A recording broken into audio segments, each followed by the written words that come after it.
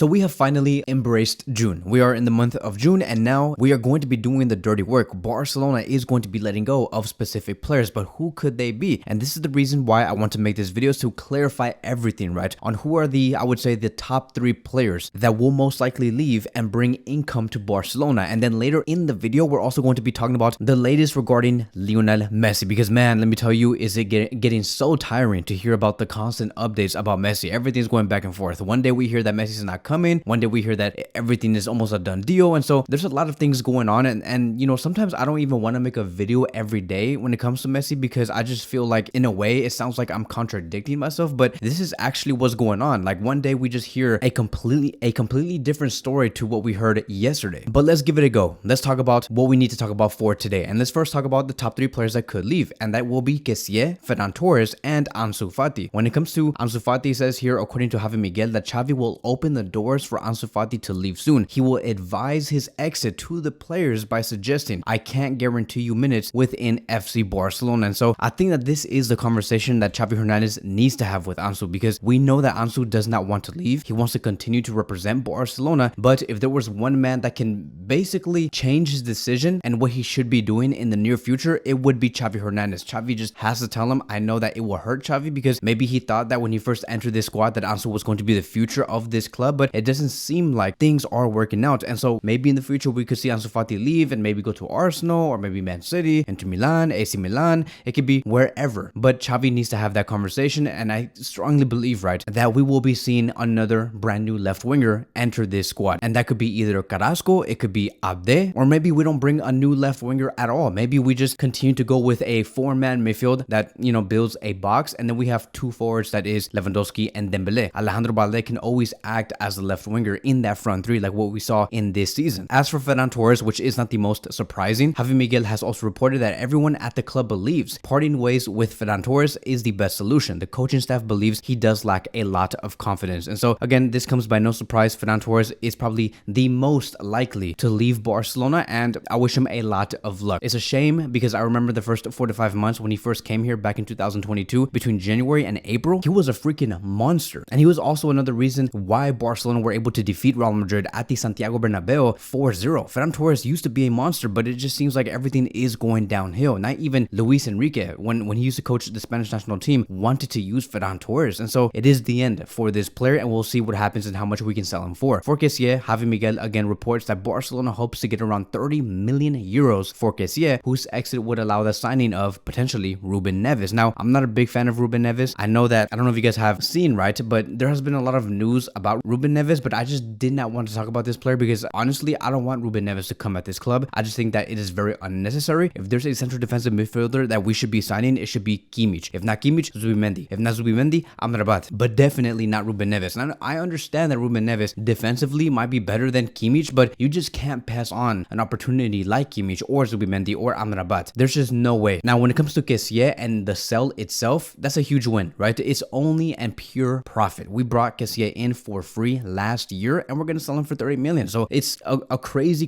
deal, and it's good work coming from Mateo Aleman. And so now let's move on towards Lionel Messi. And it says here, according to Tony Juan Marti, that the Saudis are no longer that optimistic about bringing Messi. They're not fully clear whether or not they'll be able to sign the player. So it does seem like the teams out there in Saudi Arabia cannot sign Messi. Messi's probably not even interested, and it's crazy to know that Messi's not interested in getting 1.2 billion for 2 years. Keep in mind that I believe the club, I forgot how to pronounce the club's name, but they're called Al Hilal or something like that. The club wants to pay Messi 620 million a season. 620 million a season, not in 4 years or in 5 years, but a season. Meaning that if they want to sign him for 2 years, they would pay him 1.2 billion. Messi has denied that. Messi, like, there's a reason why Messi is denying that much money, is because he knows that he himself has a lot in the tank and that he can bring a lot of value to Barcelona. He's very fixed on winning more trophies because he is a warrior, right? He's a monster. What did Pep Guardiola say 2 years ago when he was facing PSG and Messi was in the team? He was telling his players, Messi is a monster. He's a warrior. He's a mentality king. We all need to be 110% mentally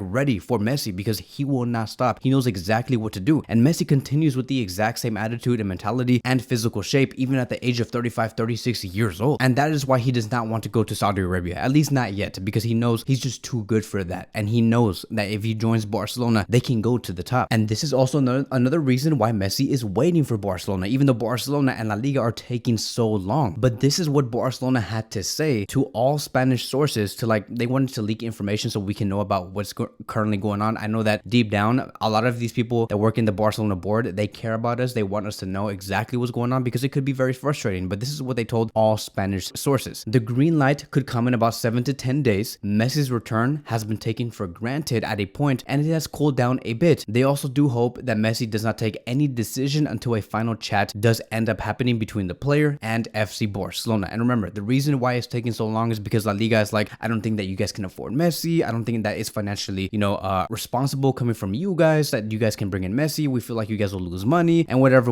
Like, I don't even want to get and begin this conversation about what Javier Tebas wants. Like, bro, what else? What more do you want from Barcelona? Please tell me. What more do you want? Do you want us to start like an OnlyFans or something where they charge us $5 a month to see Frankie de Jong without a shirt or something? Like, what else do you want to see from this club? We let go of so many players. Did you not just see Jordi Alba and Sergio Busquets have their farewell? There was like a total of like 120 million euros in wages that Barcelona no longer do have to pay. So I have no idea what else Barcelona have to do. I don't know why it's taking so long, but this is the current situation. And the meeting that was held between Javier Tebas and Joan Laporta, because like I've said, this is the conclusion. That meeting was held for about 2 hours and 30 minutes. And so there was a lot of negotiations going on. And that is going to be the latest regarding Messi. We'll see what happens in the near future. Again, something else could change. We could hear the complete opposite in about 5 to 6 to 7 hours, or maybe the next day. But whatever does happen, we are going to be talking about it here in this YouTube channel. Thank you guys so much for watching, and I will see you guys in the next one.